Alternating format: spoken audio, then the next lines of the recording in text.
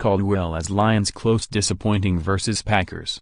Jim Caldwell was a few months into his first season as Lions coach when he asked safety Don Carey for an impromptu meeting in the defensive backs room. Caldwell, in the process of getting to know his new players at the time, heard about Carey's interest in real estate, and as a mini-mogul himself wanted to see if he could help. We go into the DB room and he asks me for my business plan, and I start spitting it out to him proudly and he has a little smile on his face and tells me I'm doing it the wrong way, Carey recalled this week. Not that there was anything wrong with what I was doing, but he just knew a better way. So we spend about 45 minutes to an hour on the dry erase board going over the mechanics of real estate, from his perspective. More Detroit Lions coach Jim Caldwell mum about future before season finale TJ Lang. Detroit Lions all will be better in 2018. No surgery needed on foot. Carey tweaked his plan of buying, selling and owning homes to conform to the blueprint Caldwell, an avid real estate investor, shared with him that day. Now, 3.5 years later, Carey said he's worked on 20 or so properties using Caldwell's method with great success. It's been very lucrative, he said.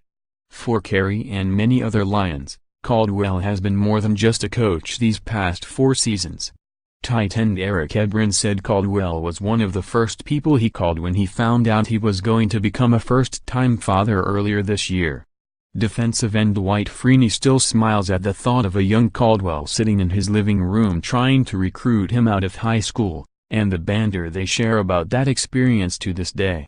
More, Lions Dwight Freeney could be facing last game of career Sunday, and cornerback Darius Slay said he holds Caldwell up as a great role model for the way he wants to parent his children. I think he means a lot to a lot of folks around here because it's more than football to him, Slay said. He always gives out a good message of being a man, and a family man at that, and a godly one. So he puts a lot of good perspective in your life with him being a young, well, not young no more, but him being what his age is and very successful at what he does outside of football. He made it clear that football ain't always guaranteed, so he lets you know that you can do a lot more outside of football. If the Lions make a coaching change after Sunday's season finale against the Green Bay Packers, General Manager Bob Quinn has not tipped his hand on what he plans to do, but many across the league suspect a change is coming. Caldwell's legacy in Detroit will go beyond wins and losses.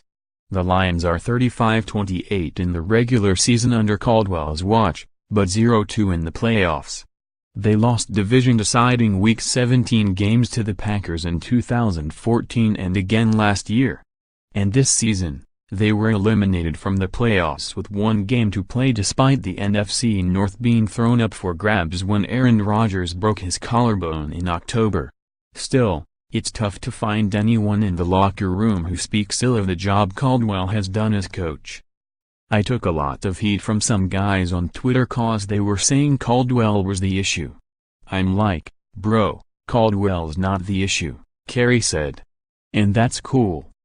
Fans are going to respond the way they do. They're hurt, they're pissed off like I am, like we are. But at the end of the day we see things they don't. From our perspective, I don't think anyone in that locker room thinks Coach Caldwell's the issue.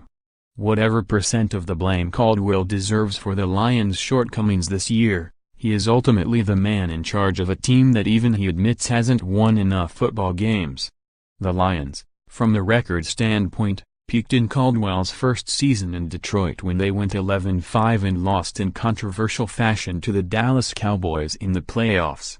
Caldwell refused to entertain the idea Friday that things might be different had he won the game, and he shared a sentiment earlier this week that sums up his 4 seasons in Detroit. The great thing about the National Football League, Caldwell said, all you have to do is look at your record and we're just a little bit above average, and a little bit above average is not good enough. Since the 2014 season, the Lions have gone 7-9 and 9-7 with a chance at another 9-7 finish today. They haven't had back-to-back winning seasons since 1994-95, but they also haven't had a playoff victory since 1991 and are just 4-23 against teams that finished with or currently have a winning record under Caldwell. That's part of our business. That's every year, right? Caldwell said of being on the hot seat. I told you guys the story a long time ago about Marty Schottenheimer got fired at 14-2. So anything less than the Super Bowl, obviously it can happen. Caldwell, who received a contract extension with one guaranteed year through 2018 before the season, declined to say Friday if he's been told what his status is for next year.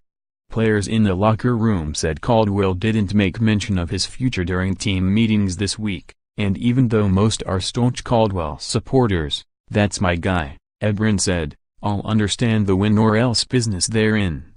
We're grown men," Slay said. "We ain't babies. But everybody knows what it is. We wish the best for him. We know he's going to be a great coach if he's here or not. But that ain't our concern, really. We're going in to go whoop some ass. That's what our goal is, to go whoop some ass Sunday." Contact Dave Burkett, burkett@freepress.com. Follow him on Twitter @DaveBurkett. Download our Lions Extra app for free on Apple and Android.